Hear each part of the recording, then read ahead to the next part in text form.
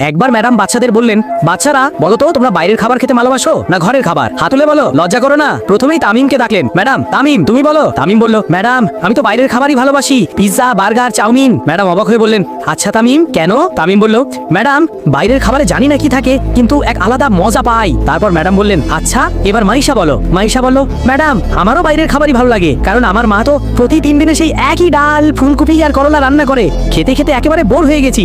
Madam আবার বললেন, আচ্ছা এবার আমাদের ছোট পরি তানিশা বলবে। তানিশা বলল, ম্যাডাম আমার তো পিৎজা সবচেয়ে ভালো লাগে, তাতে আবার অনেক বেশি চিজ দিয়ে।